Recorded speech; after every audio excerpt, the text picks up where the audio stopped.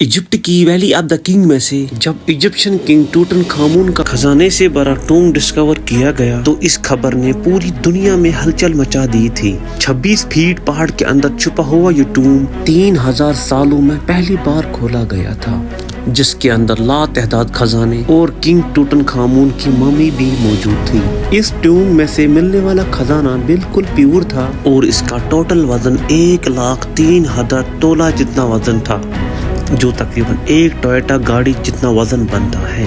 वैसे तो इस टूम से मिलने वाला खजाना और गोल्ड प्राइसलेस है, लेकिन अगर एक एस्टिमेट लगाया भी जाए तो आज के दौर में इसकी कीमत 5.5 अरब रुपयों के बराबर है। नाजरीन, ये टूम डिस्कवर होने के बाद आर्कियोलॉजिस्ट ये देखकर परेशान थे। आज के मॉडर्न दौर में इतना ज्यादा सोना पहाड़ों से ढूंढने और निकालने में एक माइनिंग कंपनी को कम से कम 10 साल लग जाते हैं, तो आखिर 3000 साल पहले जब ना ही कोई मशीनरी थी और ना टेक्नोलॉजी, तब एंशिएंट इजिप्शियंस ने ये सोना निकाला तो आखिर कैसे और कहां से?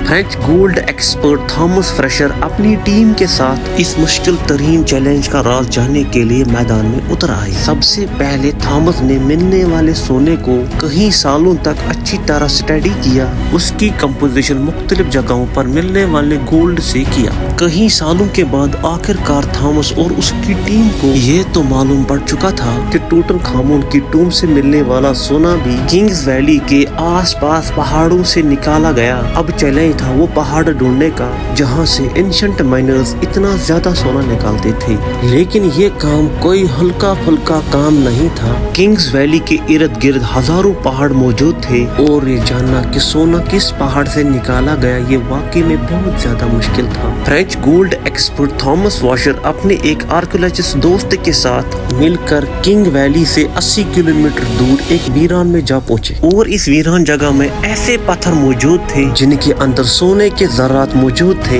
इसी वजह से इन दोनों का मानना था कि अगर टूटनखामुन के टूम से मिलने वाला सोना भी अगर इसी वीरान जगह से निकाले गए तो यहाँ कोई न कोई जरूर माइनिंग ऑपरेशन का सुराग होगा। ये सहरा 1,36,000 स्क्वायर किलोमीटर की एरिया पर फैला हुआ है, जहाँ गर्मी और पानी की शॉर्टेज की वजह से जिंदगी ना होने के बराबर है। थॉमस का मानना था कि अगर इतना ज्यादा सोना इसी सहरा में किसी पहाड़ से निकाला गया हो तो जाहिर है उसमें काफी ज्यादा मैन पावर लगी हो। थॉमस और उसका साथी इसी सहरा के अंदर जाते गए। इस बंजर सहरा में कई घंटों तक सफर करने के बाद काफी अंदर जाने के बाद उनको पहाड़ के नीचे एक अजीब मंजर देखने को मिला। करीब जाकर मालूम पड़ा कि ये कदीम दौर का कुआं था जो पूरी तरह से खुश्क पड़ा था। ये बात तो जाहिर थी कि ये कुआं किसी दौर में यहाँ से गुजरने वाले काफिलों को पानी फराहम करता था, लेकिन हैरत अंगेज तौर पर यहाँ कुछ और भी था जो इस कुएं से भी ज्यादा इम्पोर्टेंट था। जी हाँ, थॉमस और उसके साथी को यहाँ एक पुराना कमरा भी बना हुआ दिखा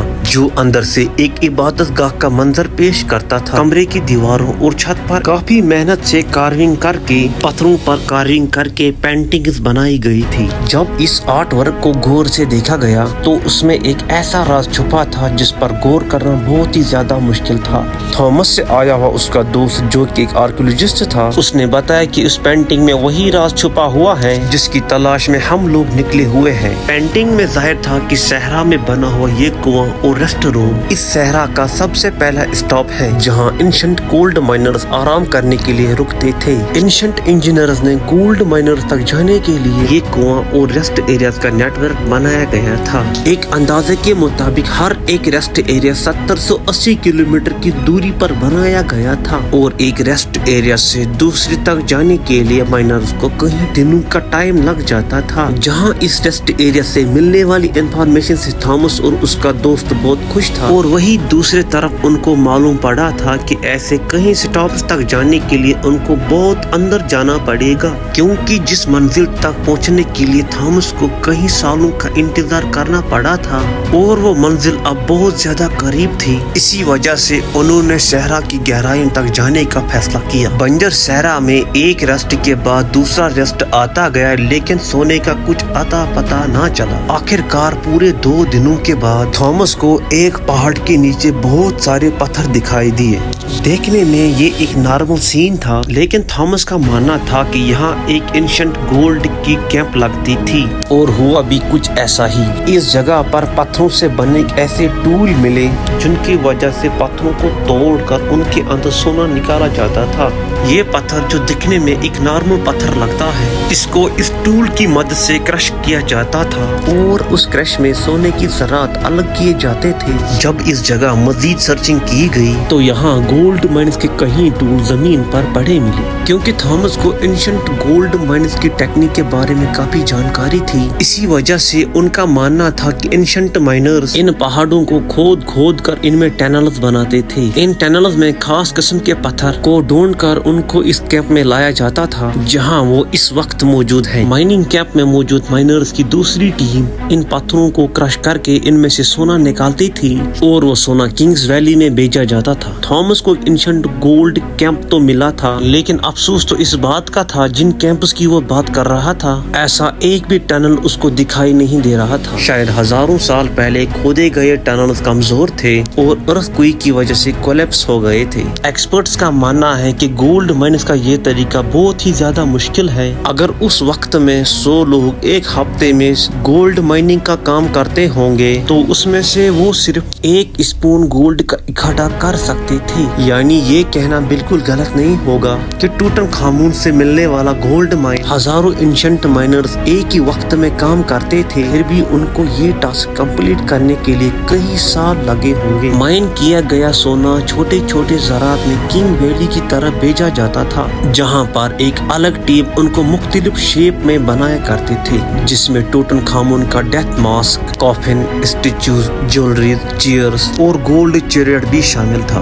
1922 में जब हार्वर्ड कॉटन ने ये टॉम्ब डिस्कवर किया था तब इसमें 5000 मुख्तलिफ किस्म की चीजें मौजूद थी। इन तमाम चीजों का कैटलॉग बनाने में ब्रिटिश आर्कियोलॉजिस्ट को पूरे 10 साल लगे थे। उम्मीद है महराजीन की ये वीडियो आप भरपूर लाइक और शेयर करोगे। आप लोगों की प्यार भरे कमेंट्स का बहुत ही ज्यादा इंतजार रहेगा। मिलते हैं अगली एक शानदार वीडियो में, तब तक के लिए अल्लाह हाफिज।